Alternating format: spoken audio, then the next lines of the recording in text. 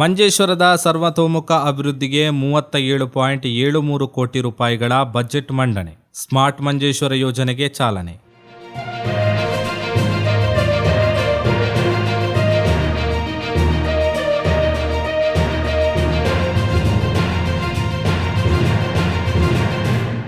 ಮಂಜೇಶ್ವರ ಗ್ರಾಮ ಪಂಚಾಯತ್ನ 2026-27ನೇ ಹಣಕಾಸು ವರ್ಷದ ಬಜೆಟ್ ಉಪಾಧ್ಯಕ್ಷೆ ಫಾತಿಮತ್ ಸುಹ್ರಾ ಮಂಡಿಸಿದರು.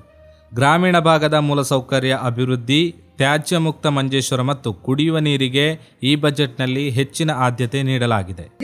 ಜಲ, ಕೃಷಿ എന്നിവയെ ആസ്പദമാക്കി ഹരിത കേരള മിഷൻ, ആരോഗ്യ മേഖലയിൽ ആർദ്രത മിഷൻ, വിദ്യാഭ്യാസ മേഖലയിൽ വിദ്യാഭ്യാസ സംസ്കരണ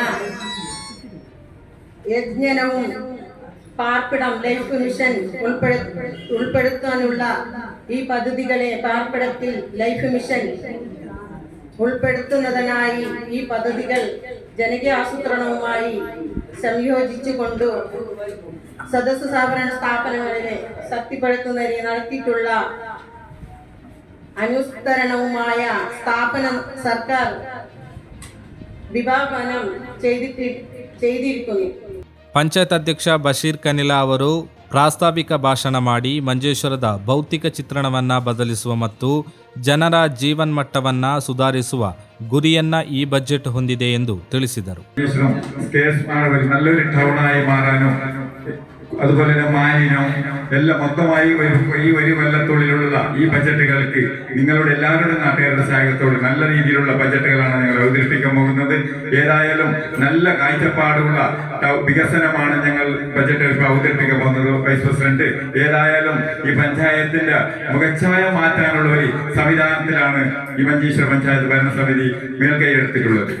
ಒಟ್ಟು ನಿರೀಕ್ಷಿತ ಆದಾಯ 37.73 ಕೋಟಿ ರೂಪಾಯಿ, ಒಟ್ಟು ನಿರೀಕ್ಷಿತ ವೆಚ್ಚ 37.61 ಕೋಟಿ ರೂಪಾಯಿ, ಉಳಿತಾಯ 65,53,561.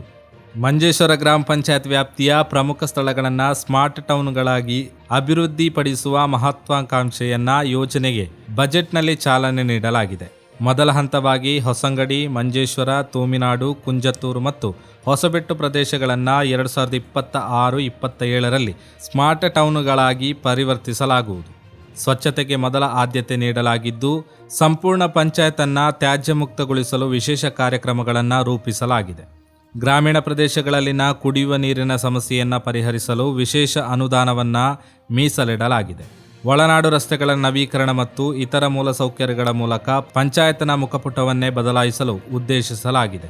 ಕೃಷಿ, ಶಿಕ್ಷಣ ಮತ್ತು ಆರೋಗ್ಯ ಕ್ಷೇತ್ರಗಳಿಗೂ ಬಜೆಟ್ನಲ್ಲಿ ಸೂಕ್ತ ಪ್ರಾಮುಖ್ಯತೆಯನ್ನು ನೀಡಲಾಗಿದ್ದು, ಇದು ಮಂಜೇಶ್ವರದ ಸಮಗ್ರ ಪ್ರಗತಿಗೆ ದಾರಿಯಾಗಲಿದೆ ಎಂದು ಪಂಚಾಯತ್ ಅಧ್ಯಕ್ಷ ಬಶೀರ್ ಕನಿಲಾ ವಿಶ್ವಾಸ ವ್ಯಕ್ತಪಡಿಸಿದರು.